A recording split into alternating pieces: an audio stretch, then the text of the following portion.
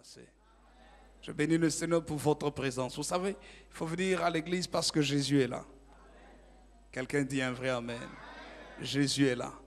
Et il faut venir servir le Seigneur Jésus. Lui rendre un culte de louange et d'adoration. Voilà pourquoi le Seigneur nous appelle. Alors, j'aimerais vous inviter sans plus tarder à prendre votre Bible dans 1 Corinthiens. La première épître de Paul aux Corinthiens. Nous lirons ensemble le chapitre 2, 1 Corinthiens chapitre 2, le verset 9 jusqu'au 16e verset, verset 9 à 16. 1 Corinthiens chapitre 2, verset 9 à 16. Et je voudrais intituler notre message « Être partenaire avec le Saint-Esprit ». Être partenaire. Vous savez, frères et sœurs, quand nous lisons la Bible, nous voyons que Dieu cherche des partenaires. Mais lisons d'abord 1 Corinthiens chapitre 2. Nous lisons la parole. 1 Corinthiens chapitre 2.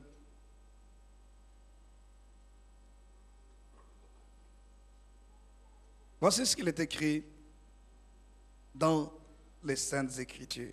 1 Corinthiens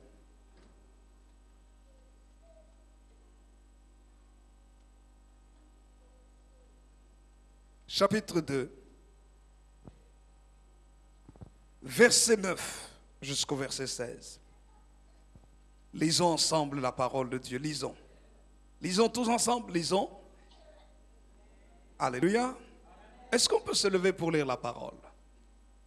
Nous nous levons ensemble et nous déclarons tous à haute voix la parole de Dieu, et cela est projeté ici devant. Ensemble, nous déclarons la parole de Dieu. Lisons ensemble. Lisons. Mais comme il est écrit, ce sont des choses que l'œil n'a point vues, que l'oreille n'a point entendues, et qui ne sont point montées au cœur de l'homme, des choses que Dieu a préparées pour ceux qui l'aiment. Dieu nous les a révélées par l'Esprit, car l'Esprit sonde tout, même les profondeurs de Dieu. Qui donc parmi les hommes connaît les choses de l'homme, si ce n'est l'Esprit de l'homme qui est en lui? De même, personne ne connaît les choses de Dieu, si ce n'est l'Esprit de Dieu. Or, nous n'avons pas reçu l'Esprit du monde, mais l'Esprit qui vient de Dieu, afin que nous connaissions les choses que Dieu nous a données par sa grâce. Et nous en parlons, non avec des discours qu'enseigne la sagesse humaine, mais avec ceux qu'enseigne l'Esprit, employant un langage spirituel pour les choses spirituelles. Mais l'homme naturel n'accepte pas les choses de l'Esprit de Dieu, car elles sont une folie pour lui, et il ne peut les connaître parce que c'est spirituellement qu'on en juge. L'homme spirituel, au contraire, juge de tout, et il n'est lui-même jugé par personne. Car qui a connu la pensée du Seigneur pour l'instruire? Or, nous avons la pensée de Christ. Amen. Je vous prie de bien vouloir vous asseoir. Gloire au Seigneur. L'apôtre Paul, écrivant ainsi aux Corinthiens, leur montre, frères et sœurs, qu'il y a une différence entre la sagesse de Dieu et la sagesse du monde. Et il leur montre que ce n'est pas bien pour des enfants de Dieu d'avoir des divisions. Et c'est pour ça que, au chapitre 1er, le verset 10, il dit « Je vous exhorte, frères, par le nom de notre Seigneur Jésus-Christ, à tenir tous un même langage et à ne point avoir de division parmi vous, mais à être parfaitement unis dans un même esprit et dans un même sentiment. » Quelqu'un dit Amen. De ne pas avoir de division parmi vous. Parce que la division ne provient pas du programme même de Dieu. Dieu n'est pas un Dieu de division. Au contraire, dans la pensée et dans le fonctionnement de Dieu, ça a toujours été l'unité, la communion, la complémentarité. La volonté de Dieu, c'est que l'on soit parfaitement un. Quelqu'un dit un vrai amen. L'unité doit se vivre dans l'église. L'unité doit se vivre dans la famille. L'unité doit se vivre dans le couple. L'unité doit se vivre dans le ministère dans lequel je suis. L'unité doit se vivre dans la responsabilité que j'ai avec ceux qui sont responsables avec moi. L'unité est une puissance. Vous savez, la Bible dit dans l'évangile de Jean au chapitre 10, le verset 10, « Le voleur ne vient que pour dérober, égorger et détruire. » L'unité est détruite par ce que le diable peut semer comme problème, mésentente, incompréhension, manque de pardon, ressentiment, amertume. Ce sont des armes que le diable utilise. L'orgueil, la vanité, le jugement des autres, ce sont des éléments, des balles, des flèches que le diable utilise pour créer la division, pour détruire la paix et pour détruire le programme de Dieu dans la vie des hommes. Lorsqu'il n'y a pas d'unité, il y a la faiblesse au milieu des hommes. Lorsqu'un couple ne s'entend pas, ce couple-là ne va pas profiter pleinement l'un de l'autre, ne va pas profiter de la valeur même du couple. Lorsqu'une famille ne s'entend pas, cette famille ne pourra pas vivre pleinement les grâces et les bénédictions de Dieu destinées à la famille. Lorsque des gens dans un ministère ne s'entendent pas, même s'ils exercent le ministère, ils ne pourront jamais bénéficier pleinement de l'onction que Dieu veut libérer sur le ministère, de l'impact que Dieu veut avoir, Dieu veut avoir au travers du ministère. Ils ne pourront jamais bénéficier du nombre de personnes que Dieu voudrait rajouter dans le ministère. La division est une très mauvaise chose. La division est d'abord une question de cœur. Ce n'est pas une question d'apparence. On peut être assis l'un à côté de l'autre, mais être divisé. On peut même se sourire, mais être divisé. On peut même se serrer la main, mais être divisé. Parce que l'unité est une question de sentiment, est une question d'esprit, une question de pensée. Et c'est pour ça que Paul dit, je vous exhorte, frères, par le nom de notre Seigneur Jésus. C'est-à-dire pas en votre nom, mais à cause de l'œuvre de Jésus sur la croix. Qu'est-ce que Jésus est venu faire sur la croix? Il est venu enlever la séparation, la division qu'il y avait entre Dieu et l'homme à cause du péché, pour ramener l'unité entre l'homme et Dieu. Et à cause de l'œuvre de Jésus sur la croix, l'apôtre Paul dit, au nom de notre Seigneur Jésus, ayez tous un même langage. Pourquoi est-ce qu'il parle du langage? Parce que la Bible dit que c'est de l'abondance du cœur que la bouche parle. C'est par tes paroles que tu peux faire sentir que tu es uni à quelqu'un ou pas.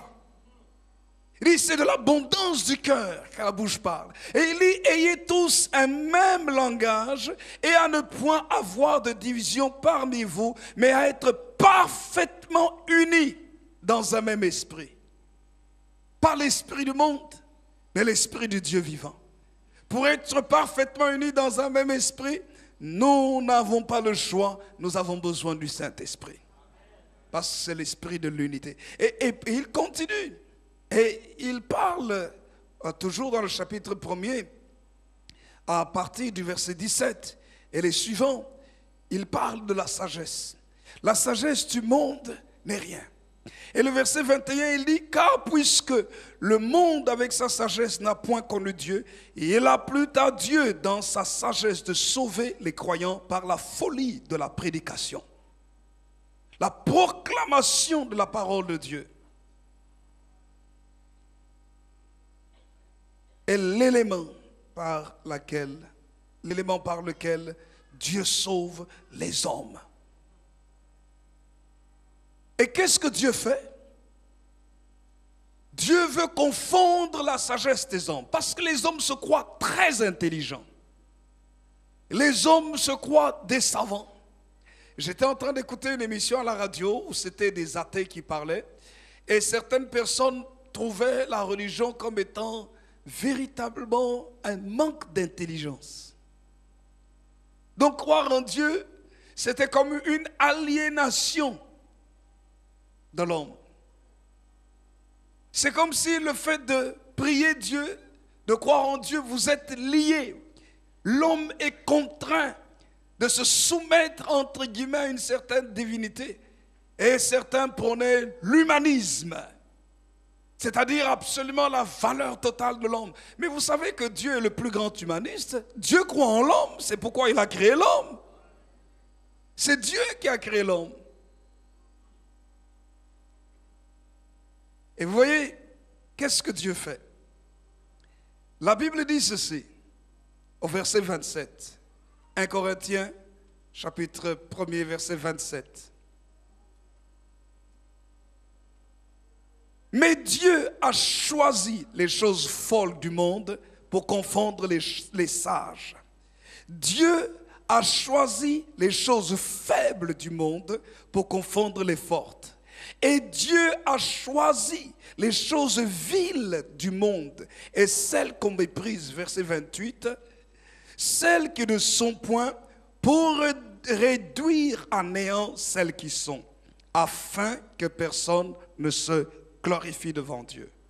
Or, c'est par lui que vous êtes en Jésus-Christ qui, par la volonté de Dieu, a été fait pour nous sagesse, justice, sanctification et rédemption, afin, comme il est écrit, que celui qui se glorifie dans le Seigneur. Amen.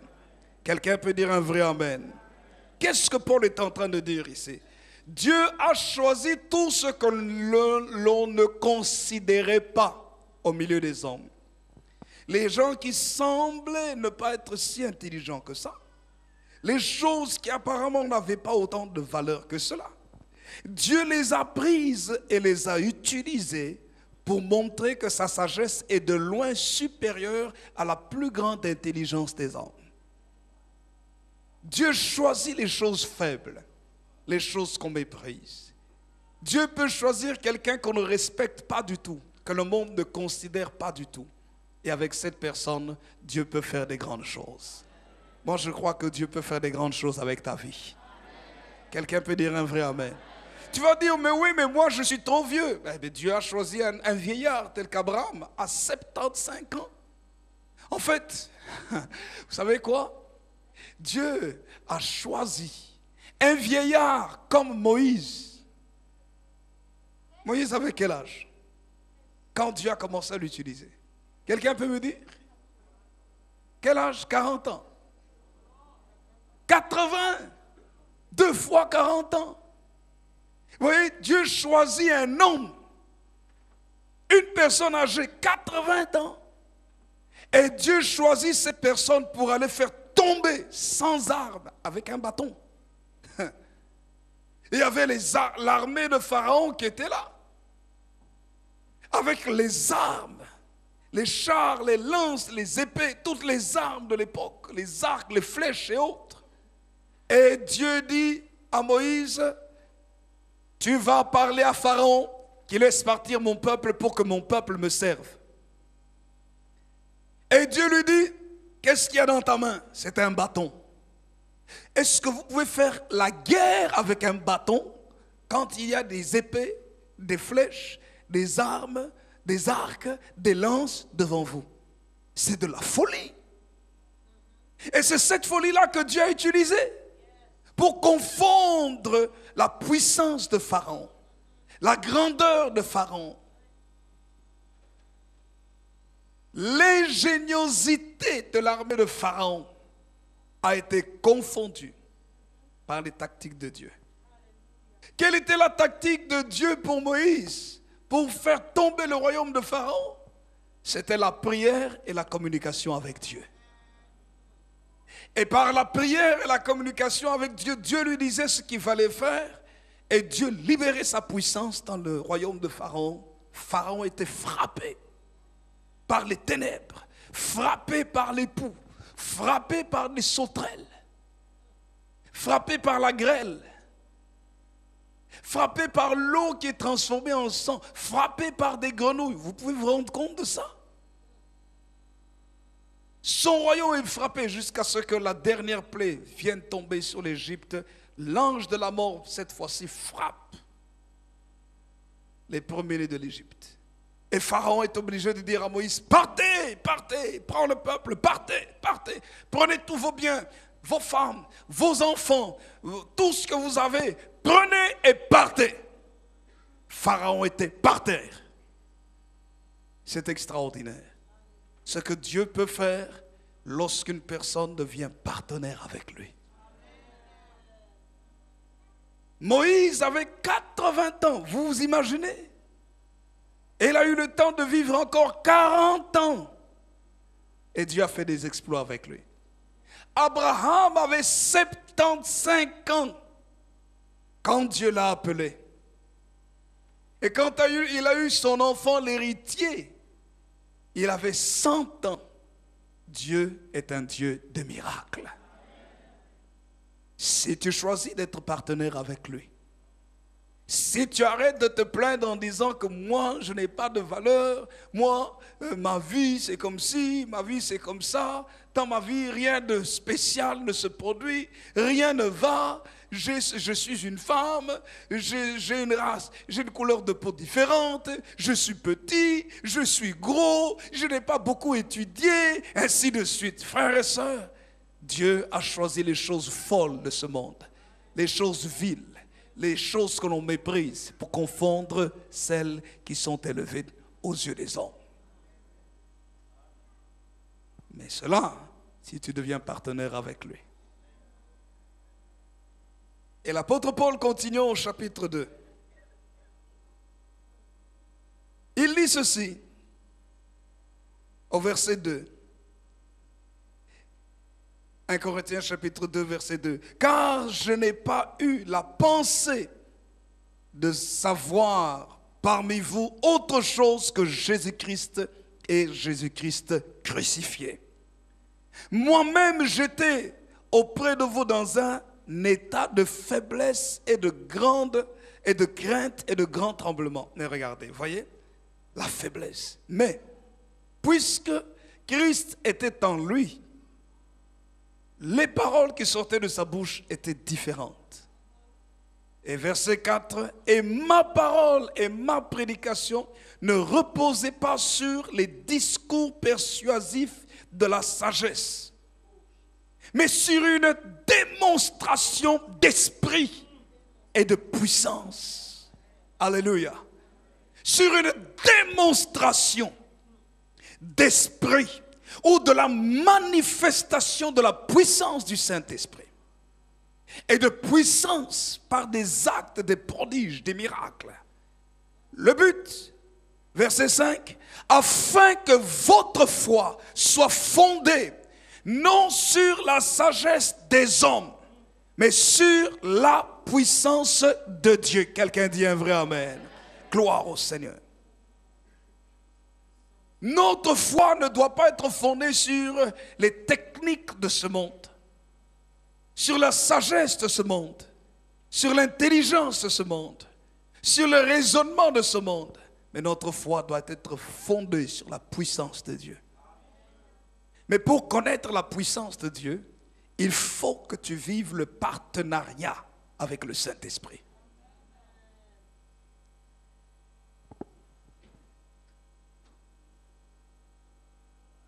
Lorsque nous vivons le partenariat avec le Saint-Esprit, la Bible dit nous entrons maintenant dans d'autres dimensions.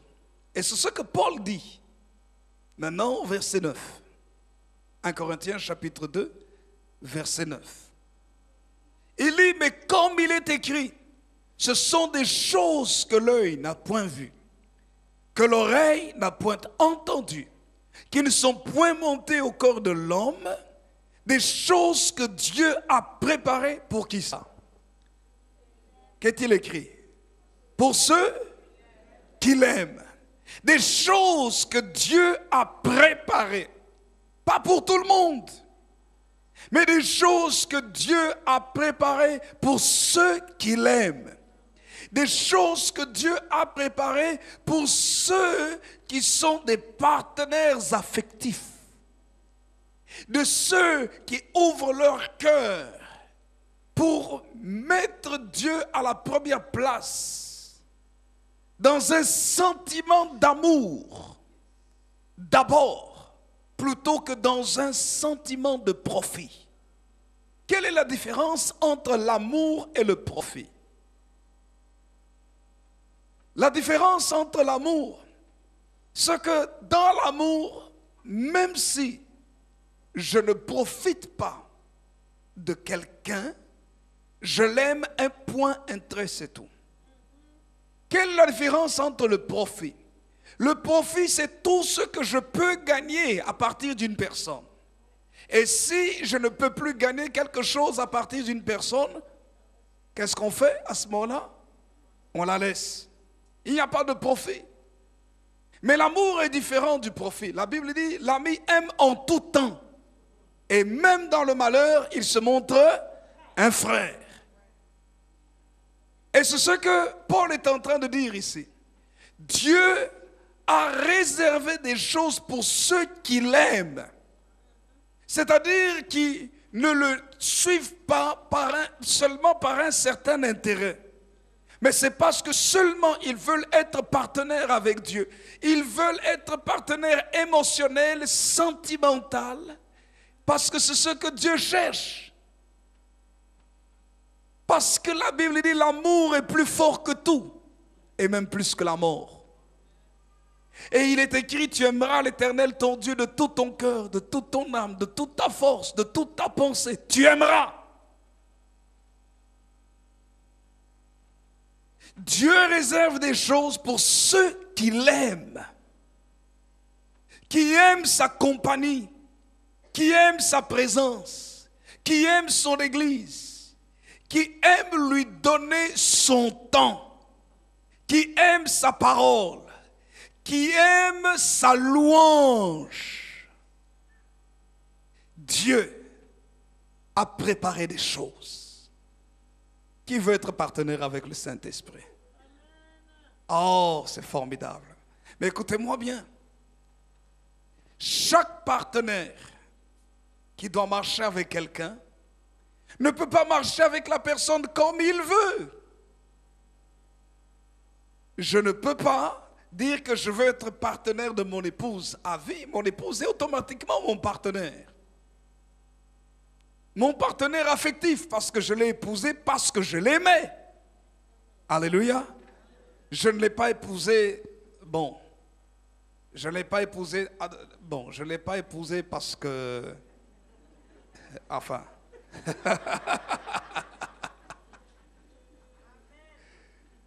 Alléluia. Mais la première fois que je l'ai vue, que j'ai vu sa façon d'être, j'ai eu une affection pour elle. L'amour a grandi lorsque j'ai su. Donc, d'abord, était vraiment ma sœur en Christ. Je l'aimais comme une vraie sœur en Christ, jusqu'à ce que je réalise, tiens, c'est celle que Dieu a destinée pour ma vie. Alors à ce moment-là, mon amour, maintenant, l'amour du partenariat de vie est né en moi pour dire, je veux l'épouser. Mais vous savez, quand vous devenez partenaire avec quelqu'un, il y a des choses que vous ne pouvez plus faire. Quand j'étais célibataire, je pouvais rentrer chez moi à n'importe quelle heure du matin, de la journée. Il n'y avait aucun problème. Mais lorsque je me suis marié, il y avait des comptes que je devais rendre à mon épouse. Je ne pouvais pas rentrer comme ça à 2, 3 heures du matin, même si peut-être j'allais faire le ministère, sans lui rendre un compte. Quand je ne suis pas là, par exemple, vers 23 heures, je ne suis pas encore là. Ou peut-être que je suis en train de prier pour quelqu'un, ou je suis dans une réunion, vers minuit, je ne suis pas encore là. Mais elle m'attend. Et si je ne l'appelle pas pour lui dire, je suis en route, elle est inquiète. Pourquoi? Parce que nous sommes dans un partenariat. Et je dois lui dire, tiens, voilà, je suis là, où je suis en train d'arriver, où j'ai encore une réunion, je vais traîner jusqu'à plus ou moins telle heure. Là, ça va mettre la paix dans son cœur. Je dois entretenir une relation de confiance. C'est ça le partenariat. Dieu cherche des partenaires, mais des partenaires qui l'aiment d'abord. Écoutez-moi bien, Il faut aimer le Seigneur. Si tu aimes Jésus, le dimanche n'arrive pas à 10 heures au culte. Non! Parce que tu dois être partenaire avec le Saint-Esprit. Le dimanche, c'est le jour qui est réservé à l'adoration collective, où tous ensemble, nous allons élever notre Dieu. Le Saint-Esprit veut élever le nom de Jésus. Et le jour où nous pouvons élever tous ensemble le nom de Jésus, c'est le dimanche. Je ne viens pas par profit seulement le dimanche. On peut venir le dimanche par amour et on peut venir le dimanche par profit. Je m'explique. Comment est-ce que je viens par amour le dimanche? Même s'il fait froid, il fait moins 5 degrés. Je dis, c'est le jour du Seigneur, je vais à la maison du Seigneur. Je suis fatigué. Même quand je suis fatigué, quand mon épouse a besoin de quelque chose, je dois lui donner ce dont elle a besoin. Je dois l'aider dans ce dont elle a besoin.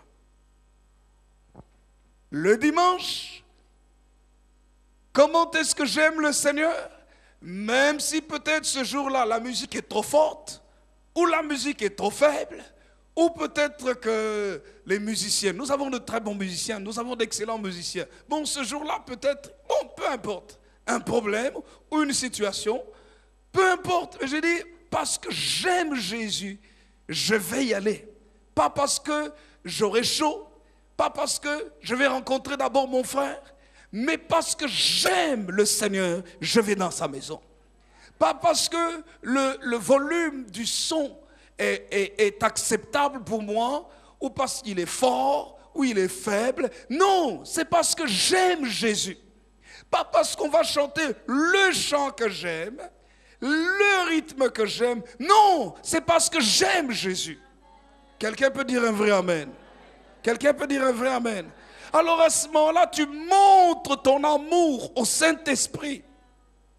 Tu lui montres par là que comme le Saint-Esprit est là le dimanche aussi pour élever le nom de Jésus, tu lui dis, cher Saint-Esprit, nous sommes partenaires. Nous venons dans la maison de Dieu ensemble pour élever. Je viens dans la maison de Dieu pour élever le nom de Jésus. Je ne viens pas seulement pour profiter. Et alors lorsqu'un cantique est entonné, je le chante de tout mon cœur aussi. Je le chante de tout mon cœur. J'utilise ma voix, j'utilise mes mains, j'utilise les différentes expressions pour montrer mon amour à Dieu. Écoutez, je ne peux pas dire à mon épouse que je l'aime simplement en la regardant dans les yeux et dire, tu sais que je t'aime. Point. Non. Je ne peux pas dire à un frère ou oui, à des enfants de Dieu, exprimer l'amour simplement en disant, tu sais mon frère, je t'aime. Tu es vraiment un enfant de Dieu. Et puis je viens là, je t'aime. Oh. Mais je peux l'exprimer aussi. Je peux lui faire un cadeau. Je peux lui donner un bon conseil. Je peux lui ouvrir mon cœur. Je peux lui serrer la main. Ou je peux le prendre dans mes bras et je l'embrasser. Je le tiens dans mes bras. Je l'embrasse de l'amour du Seigneur. Je dis non mon frère. Une accolade profonde. Pour exprimer les sentiments. Je peux prendre mon épouse, je peux mettre ma main sur elle. Je la touche. Pour lui dire, écoute, ce contact physique, je te tiens la main parce que j'exprime mon amour. Quelqu'un dit un vrai amen. C'est la même chose avec Dieu. Pourquoi est-ce que nous nous mettons à genoux devant Dieu? Pourquoi est-ce que nous levons les mains vers lui? Ce sont des gestes et des expressions au travers desquels nous lui montrons notre affection, nous lui montrons notre dépendance, nous lui montrons que nous avons envie d'avoir une relation avec lui. Pourquoi parfois nous joignons les mains, nous fermons les yeux, nous levons la tête? C'est pour dire que, écoute, je me tourne vers toi. J'exprime mon amour aussi à mon épouse en la regardant, en lui faisant des compliments. en lui offrant quelque chose, en parlant avec elle, en lui exprimant mes sentiments. Et c'est ce que Dieu veut aussi avec nous. Et c'est pour ça, dites à votre voisin, il ne faut pas venir en retard au culte.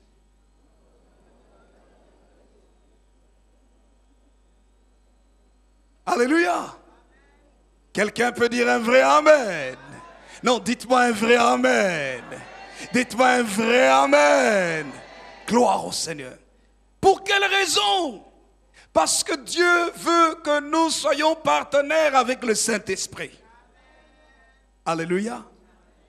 Il faut que nous soyons partenaires. Votre société où vous travaillez veut vivre le partenariat avec vous. Parce que, mais ça c'est un partenariat sur base de profit. Vous allez vous travailler et dans votre travail, vous donnez votre intelligence, votre effort à la société pour que la société produise quelque chose. Il y a la productivité dans la société, que la société aille de l'avant, mais en même temps, vous profitez. Votre travail vous donne un salaire. Dès que la société ne peut pas vous donner votre salaire, vous quittez la société, vous allez chercher du travail ailleurs. Parce que le profit n'est plus là. Mais c'est différent des actionnaires. Ceux qui ont investi là-dedans, ceux qui ont été à la base de la société, leur cœur est dedans, même quand il n'y a plus d'argent. Leur cœur est dedans, ils disent c'est notre société. Nous avons lutté pour ça. Nous nous sommes battus pour ça. Voici, nous sommes arrivés ici. Elle a des problèmes, nous n'allons pas quitter le bateau. Comment est-ce que nous pouvons faire encore pour que les choses reviennent comme elles étaient avant, qu'on puisse travailler correctement, qu'on aille de l'avant? Leur cœur est là-dedans, mais les employés, leur cœur n'est pas dedans. Écoutez, Dieu ne nous appelle pas à être des employés de l'église, il nous appelle à être des enfants de la maison.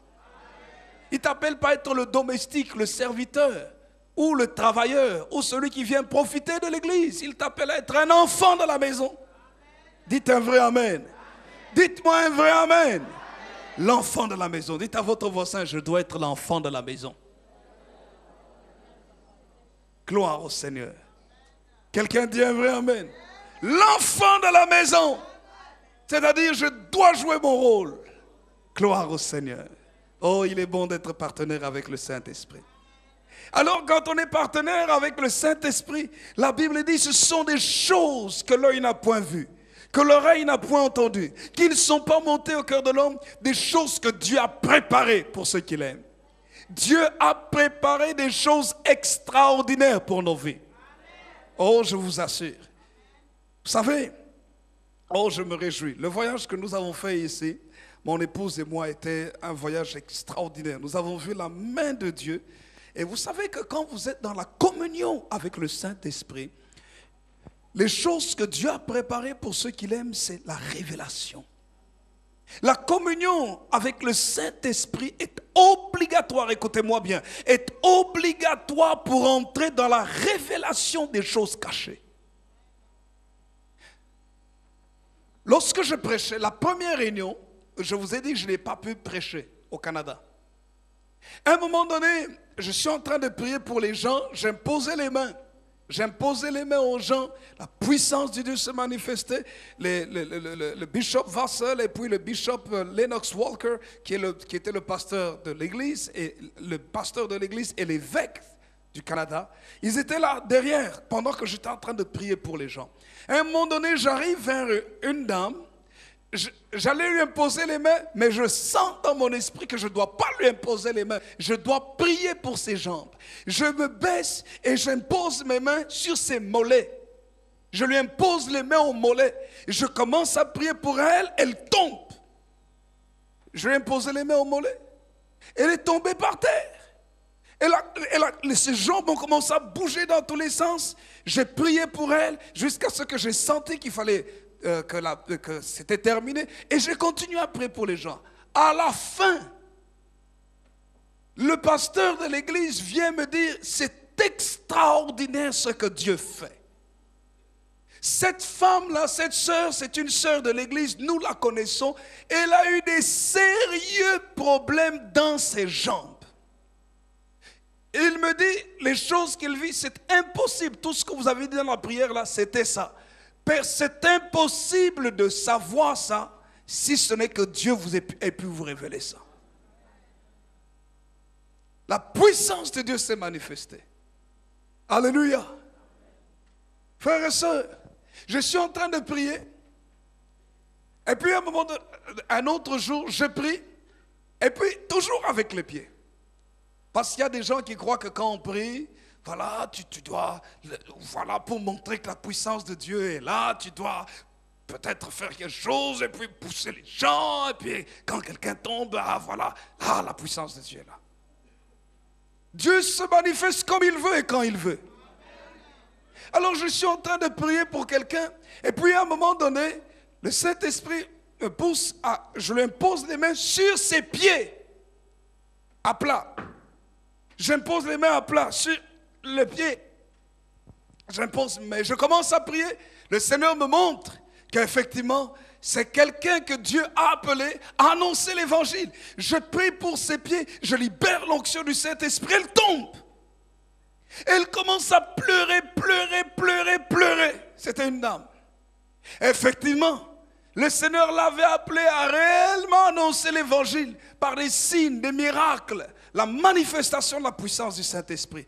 Comment est-ce que je pouvais savoir cela? Par la révélation du Saint-Esprit. Le partenariat avec le Saint-Esprit est quelque chose de très important. Si tu n'es pas partenaire avec le Saint-Esprit, tu vas vivre ta vie dans les ténèbres. Tu vas vivre ta vie dans l'ombre. Et il y a beaucoup de malheurs que tu auras. Il y a beaucoup de choses difficiles que tu vivras dans ta famille. Parce que tu n'es pas partenaire avec le Saint-Esprit. C'est comme il est écrit, des choses que l'œil n'a point vues, que l'oreille n'a point entendues, qui ne sont pas montées au cœur de l'homme, des choses que Dieu a préparées. Pour qui? Pour qui ça? Pour ceux qui l'aiment. Mais pour aimer Dieu, écoutez-moi bien, il n'y a pas que le domaine sentimental.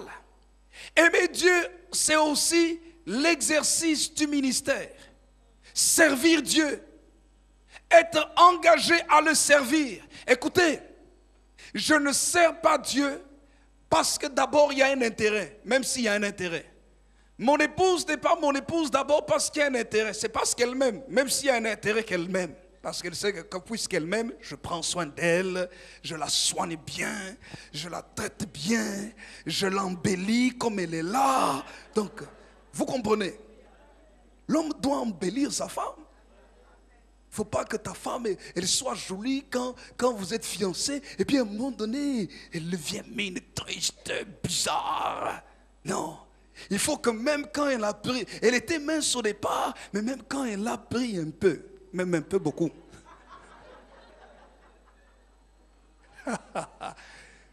Qu'elle soit toujours même dans la finesse ou dans la grosseur, qu'elle soit toujours aussi belle.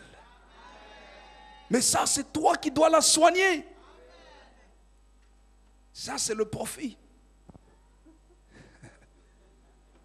Alléluia. Ah oui, dans l'amour, il y a aussi le profit. Mais dans le profit, il n'y a pas nécessairement l'amour. Quelqu'un dit un vrai amen? Dans l'amour, il y a toujours un profit. Nous profitons de Dieu quand nous l'aimons. Mais Dieu profite de nous aussi. Parce qu'il nous aime. Alléluia. Gloire au Seigneur. Le partenariat, c'est le service. C'est-à-dire, je me décide de servir Dieu. Vous savez qu'il y a des gens qui ne veulent pas servir Dieu. Qui disent, ah non, moi je ne veux pas de problème. Qui vous a dit que servir Dieu, il n'y a pas de problème? Je vais vous dire une chose. Tu sers Dieu, tu auras beaucoup de problèmes. Ah oui, tu auras beaucoup de problèmes. Mais je n'ai pas fini ma phrase. Mais tu auras d'énormes victoires. Et je n'ai pas fini ma phrase. Et d'énormes récompenses. Donc si tu ne veux pas de problèmes avec Dieu, il y a plein de choses que tu rates. Tu as plein de choses que tu rates. Moi j'aime servir Dieu. Vous savez pourquoi? Parce que même si le diable vient avec un obstacle, il met un mur devant moi, bah, au nom de Jésus, le mur doit se renverser. Alléluia. Parce que je sais que derrière le mur, il y a quelque chose. Et puis vous savez quoi? Quand le diable met un obstacle devant toi, si tu as toujours l'habitude de marcher, l'obstacle va t'aider à sauter, à aller plus haut. À un moment donné, il faut apprendre à sauter. À un moment donné, il faut apprendre à s'élever vers Dieu. À un moment donné, il faut aussi exercer son intelligence. Donc les problèmes t'amènent dans une dimension de développement.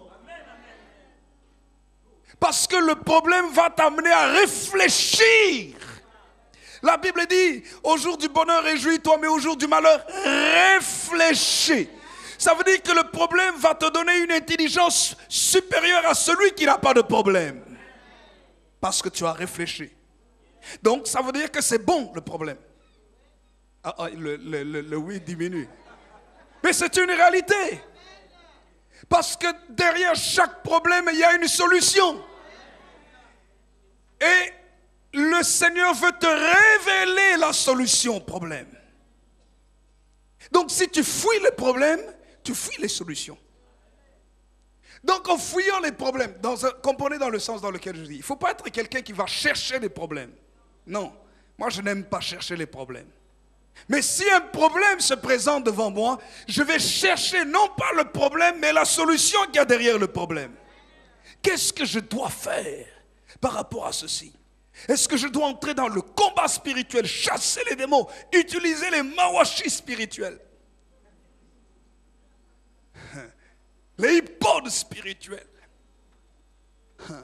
ou pour les boxeurs, le crochet, le direct spirituel, les osotogari spirituels pour les judokas? Ah oui, parce que j'ai fait du judo aussi, je me rappelle. Est-ce que vous allez utiliser ça pour dire, Satan, aujourd'hui, je déclare maintenant un combat corps à corps, lutte, jusqu'à ce que je t'étrangle et tu me lâches dans cette situation au nom de Jésus-Christ. Je déclare un jeûne de 21 jours pour dire cette forteresse des ténèbres doit tomber au nom de Jésus-Christ. Et la grâce qui doit venir du ciel doit descendre. Oui, frères et sœurs, il ne faut pas fuir les problèmes. Mais dans les problèmes, il faut réfléchir. Trop de gens réagissent émotionnellement dans le problème. Oh, j'ai des problèmes, oh, ça va pas. Oh, que je meurs, ça ne va pas. Ils se jettent par terre, ils pleurent. Oh non, moi, c'est toujours moi. Depuis que je suis né, ce que ma mère a fait, c'est ce que ma mère a dit. Ah non, ça, c'est ce que mon père avait dit, là. Il avait raison, que j'aurais des malédictions. Même si ce qu'il a dit était ça. Quand tu marches avec Jésus, le Seigneur veut briser les paroles de malédiction sur ta vie. Alors, cesse d'être trop émotif. Entre dans la dimension de la réflexion, la recherche de la solution. Pour cela, tu as besoin d'être partenaire avec le Saint-Esprit. La révélation des choses cachées. Même dans les églises, je suis désolé mes frères, mais même dans les églises, j'ai vu combien les enfants de Dieu, les chrétiens, quand il a un problème avec quelqu'un, à un moment donné, il ferme, il fuit même son ministère. Il abandonne son ministère, il dit oh non, il y a trop de problèmes là-bas, oh non, je ne veux pas. Mais tu ne vas jamais découvrir l'onction de Dieu qu'il y a derrière, la richesse de Dieu qu'il y a derrière, l'élévation de Dieu qu'il y a derrière, la couronne de Dieu qu'il y a derrière, les victoires de Dieu qu'il y a derrière. Persévère! Ne baisse pas les bras. Oh non, c'est trop dur, c'est compliqué. Mais ce que tu dois changer, change! Parce que chaque situation doit t'amener un changement interne, mais aussi un changement externe. Ce que toi, tu dois changer en toi, il faut que tu acceptes que tu changes. Certains sportifs, pour sauter en hauteur, sont obligés de perdre du poids. Ça veut dire qu'il y a des choses qui doivent changer en toi pour que l'extérieur change aussi. Du moins pour que tu maîtrises l'extérieur. Donc si tu n'acceptes pas de changer en toi, vous pouvez vous imaginer, quelqu'un il a 100 kilos, mais il se dit je dois sauter. Il a 100 kilos. Je dois sauter 2 mètres. Il va essayer à cause de son poids, même s'il a la volonté, à cause de son poids, il va échouer. Il dit, oh non, j'aime comme je suis. On va lui dire, mais non, avec ce poids-là, tu ne sauras pas. Il dit, mais si, j'aime, je veux. Ça n'a rien à voir avec ce que tu veux. Ça n'a rien à voir avec ce que tu aimes. Ça a à voir avec certaines réalités. Qu'il y a des choses qu'il faut changer pour aller plus haut dans ta propre vie. Et c'est ce que le Saint-Esprit va nous révéler aussi. Il va te dire là, ton cœur là, il est trop gros. Il est chargé de poison et d'amertume. Pardonne. Tes pensées là, c'est des pensées qui te gonflent la tête. Il y a trop de tension dans ta tête. Un fusible peut exploser d'un moment à l'autre. Pardonne. Change de pensée. Et des pensées plus positives que négatives.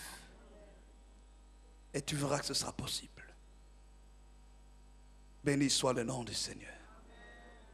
Le partenariat avec le Saint-Esprit nous conduit dans la révélation des choses cachées.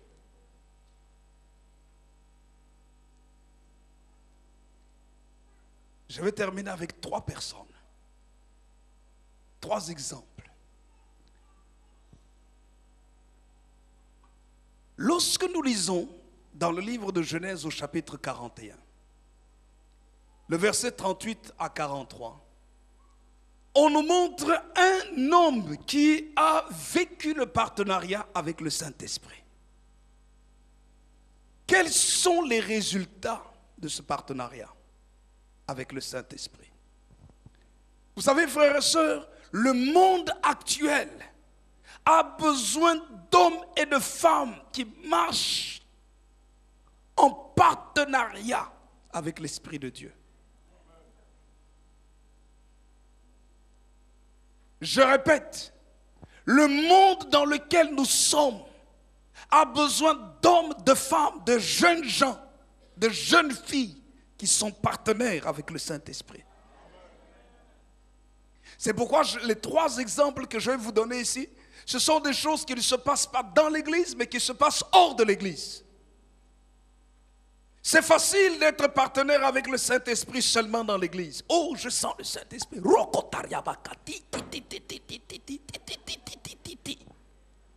C'est facile. C'est facile. Mais Dieu ne nous donne pas le Saint-Esprit pour le renfermer dans l'église. Mais c'est pour qu'à l'extérieur, les gens puissent dire, ça c'est une femme de Dieu. Ça c'est un homme de Dieu. Ça c'est un jeune que Dieu utilise. Ça c'est quelqu'un de valeur. Dans Genèse au chapitre 41, nous lisons rapidement parce qu'il faut qu'on arrête et on prie. Genèse chapitre 41, verset 38.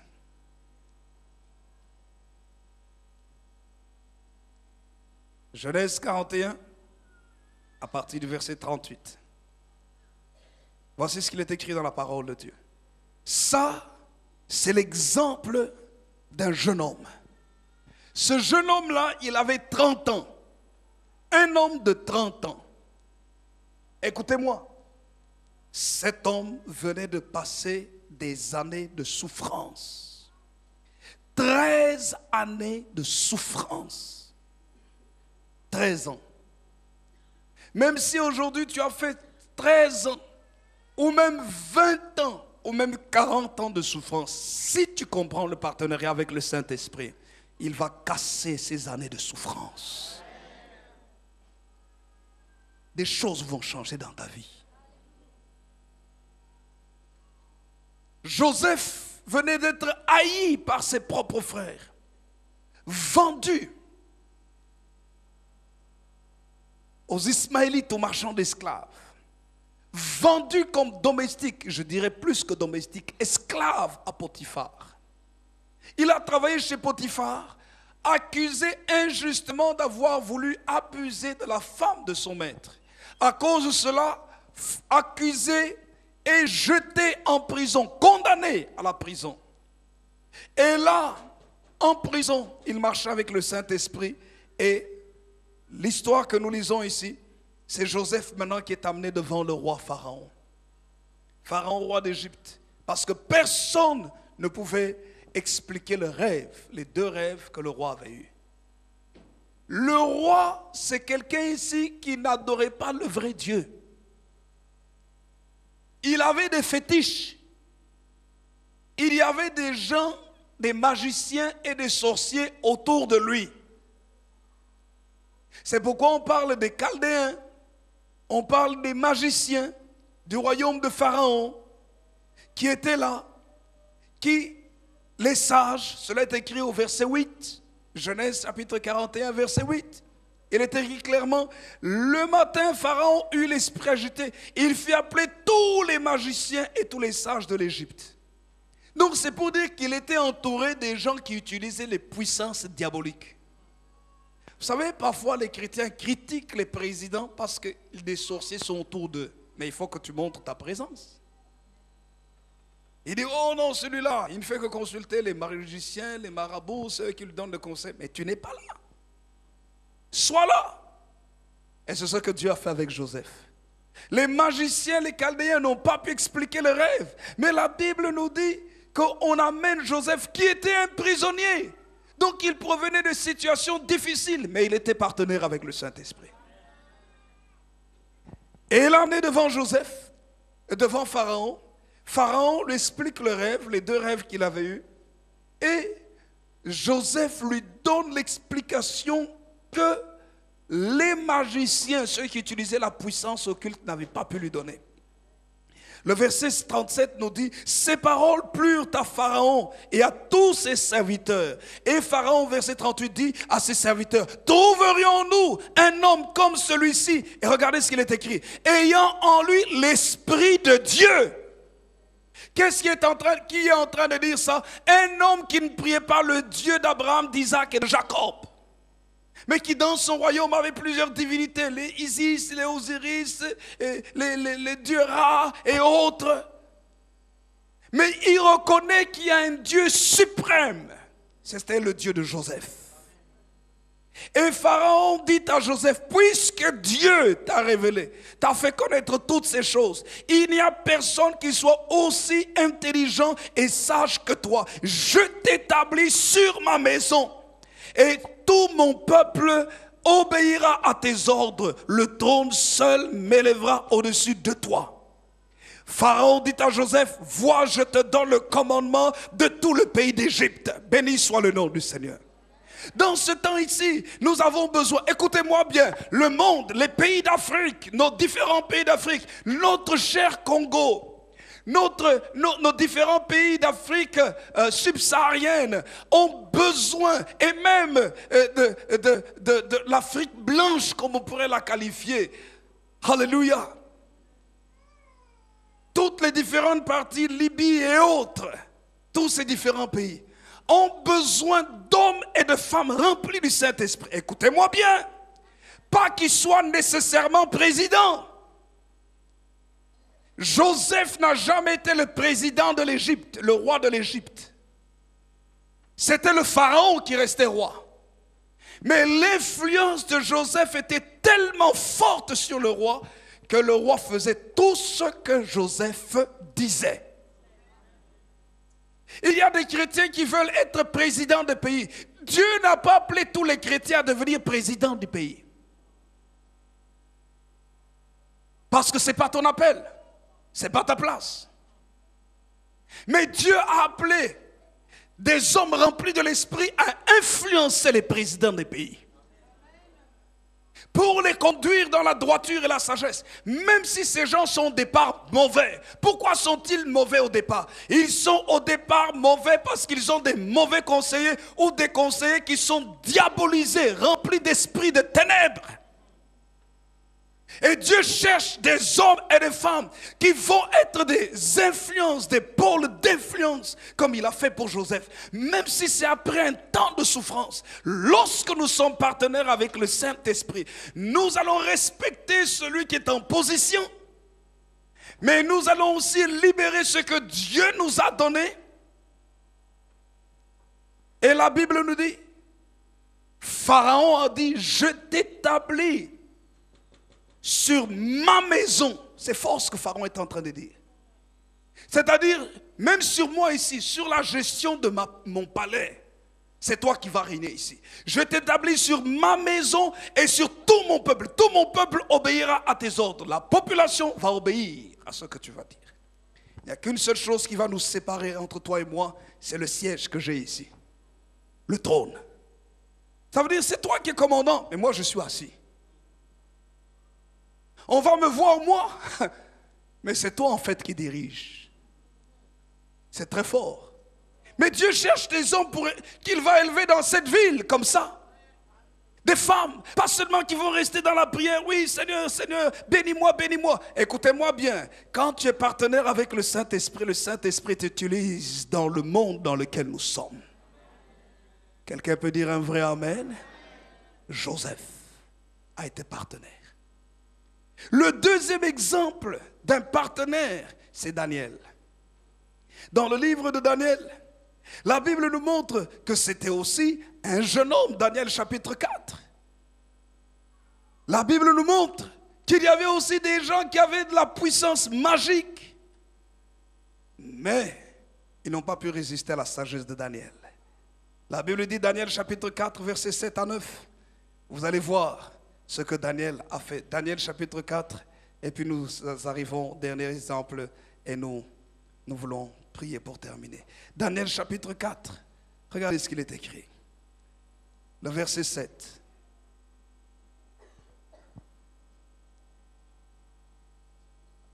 Le roi Nebuchadnezzar, qui avait fait ériger même des idoles pour que tout le monde s'incline. Ce roi est en train de témoigner de Daniel. Le verset 7. Alors vinrent les magiciens, les astrologues, les chaldéens et les devins. Je leur dis le songe et ils ne m'en donnèrent point l'explication. En dernier lieu, même si tu as été le dernier, même si on ne te considère pas, Dieu sait bloquer la connaissance des choses pour que même si tu viennes en dernier, tu sois le premier.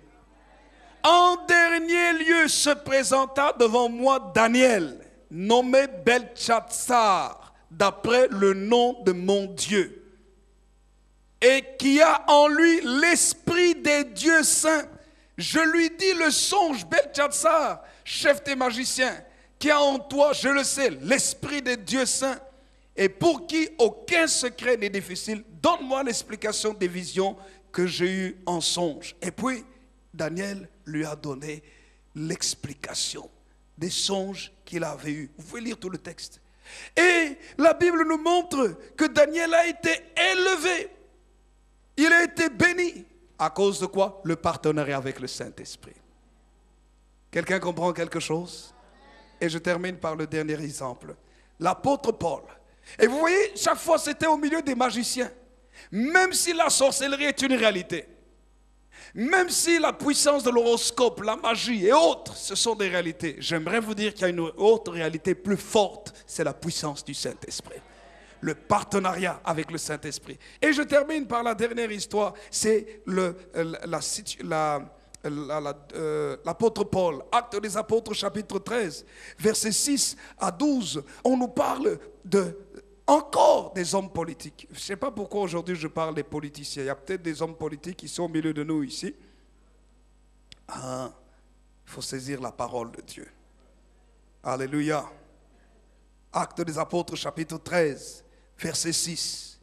Il est écrit, ayant ensuite traversé toute l'île jusqu'à Paphos, ils trouvèrent un certain magicien, faux prophète juif, nommé Bar-Jésus, qui était avec le proconsul Sergius Paulus, homme intelligent. Vous voyez, c'est un homme d'État, un gouverneur. Ce dernier fit appeler Barnabas et Saul et manifesta le désir d'entendre la parole de Dieu. Mais Élymas le magicien, car c'est ce que signifie son nom, leur faisait opposition, cherchant à détourner de la foi le proconsul. Alors Saul, appelé aussi Paul, rempli du Saint-Esprit, fixa les regards sur lui et dit: homme plein de toute espèce de ruse et de fraude, fils du diable, ennemi de toute justice, ne cesseras-tu point de pervertir les voies droites du Seigneur? Maintenant, voici, la main du Seigneur est sur toi, tu seras aveugle pour un temps, tu ne verras pas le soleil. Aussitôt, l'obscurité et les ténèbres tombèrent sur lui, et il cherchait en tâtonnant des personnes pour le guider. Alors, regardez ce qu'il est écrit. Alors le proconsul, voyant ce qui était arrivé, crut, étant frappé de la doctrine du Seigneur. Vous voyez le résultat d'un homme rempli du Saint-Esprit. Au milieu des gouverneurs, au milieu des hommes d'État, au milieu des hommes élevés en dignité, ou qui se sont même élevés eux-mêmes en dignité pour régner, diriger. Frères et sœurs, frères et sœurs, frères et sœurs, celui qui marche dans le partenariat du Saint-Esprit libère la puissance de Dieu. La puissance de l'occultisme qui agit sur les responsables d'État, des chefs d'État, des gouverneurs, des ministres, est cassée. Pas parce qu'un homme prie loin seulement, mais parce qu'un homme rempli de l'Esprit est en contact pour détruire la puissance du mal. La Bible nous montre que cet homme, le proconsul Sergius Paulus, ce n'était pas dans l'église, c'était en dehors de l'église. Sergius Paulus a cru parce qu'il était frappé de la doctrine du Seigneur, dans l'enseignement du Seigneur. Parce que Paul a dit à ce magicien qui influençait Sergius Paulus, il a dit: fils du diable, rempli de toute espèce de ruse et de fraude.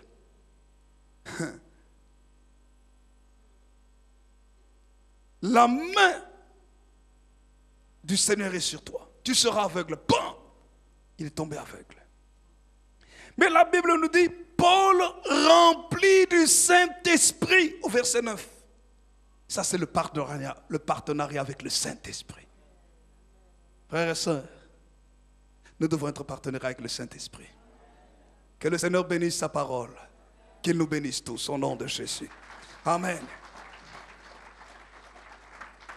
Ce matin, je voudrais, avant de terminer, faire une prière très rapidement. Tous ceux qui veulent être partenaires avec le Saint-Esprit, je ne vais pas imposer les mains, je veux simplement que tu prennes la décision d'être partenaire avec le Saint-Esprit. Même si tu es dans l'église depuis des années, pas seulement être partenaire avec le Saint-Esprit dans l'église, mais même en dehors de l'église. Si vous êtes là, vous quittez très rapidement votre place, vous venez ici devant. Nous allons prier le Seigneur. Nous allons prier le Seigneur. Nous allons prier notre Seigneur. Je crois au Dieu de la Bible qui dit des choses vraies, des choses que l'œil n'a point vues, que l'oreille n'a point entendues, qui ne sont pas montées au cœur de l'homme, des choses que Dieu a préparées pour ceux qui l'aiment. Frères et sœurs, Dieu cherche des hommes et des femmes qui seront partenaires avec lui et par lesquels il va se manifester dans ce monde pour montrer qu'avec lui tout est possible, pour montrer qu'avec lui les choses peuvent changer.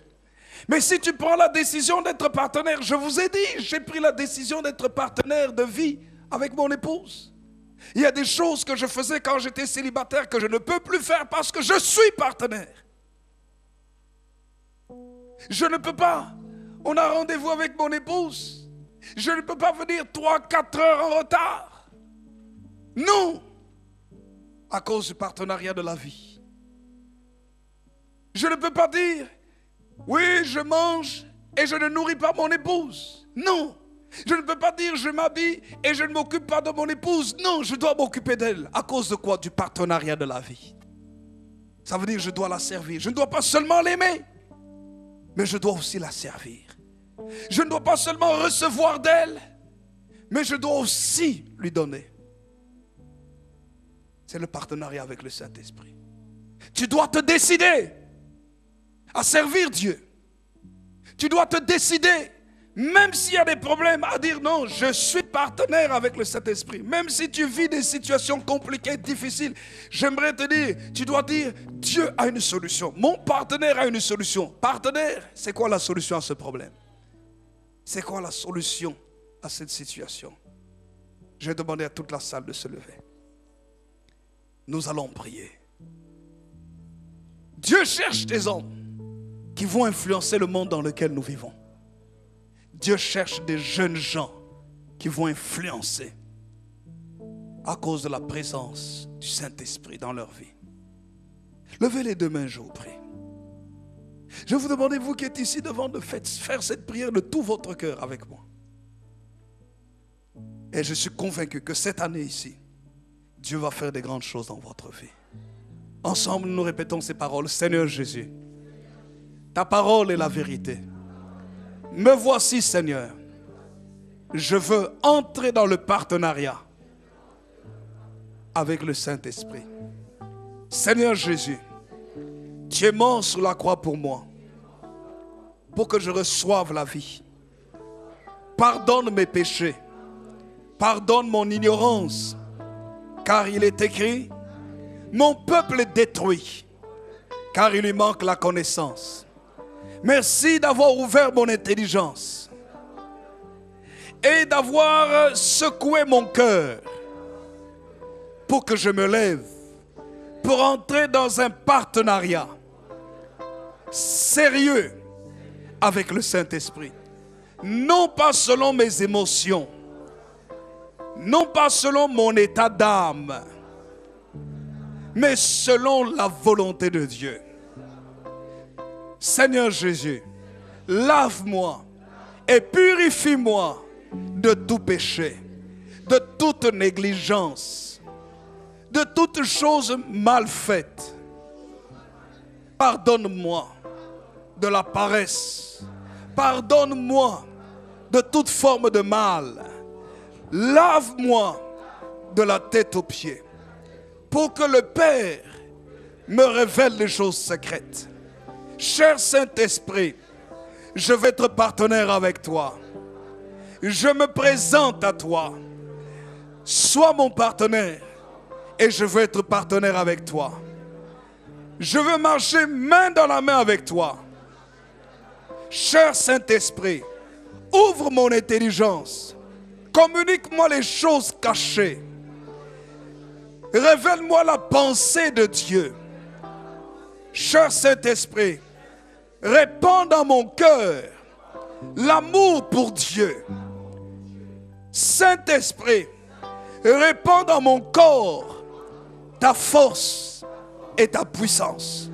Merci Seigneur. Merci cher Saint-Esprit. Car aujourd'hui, je prends la décision d'être partenaire avec toi. Au nom de Jésus. Au nom de Jésus. Au nom de Jésus. Je suis partenaire avec le Saint-Esprit. Je suis partenaire avec le Saint-Esprit. Je suis partenaire avec le Saint-Esprit.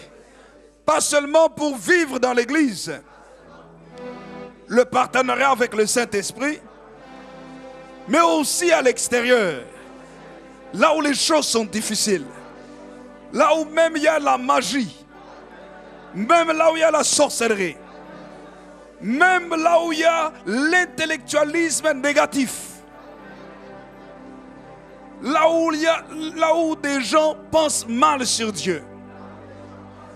Je veux être une lumière pour influencer ces milieux. Au nom de Jésus. Même au niveau de la politique. Au niveau de l'enseignement. Au niveau du sport. Du divertissement. Dans tous les domaines. Même là où c'est compliqué. Je marche dans le partenariat avec le Saint-Esprit pour que les choses difficiles,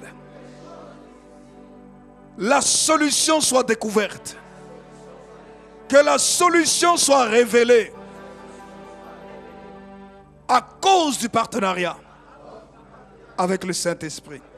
Je suis partenaire avec le Saint-Esprit et les choses vont changer. dans ma vie, dans ma famille, autour de moi, au nom de Jésus, dans mon pays, les choses vont changer. Dieu va m'utiliser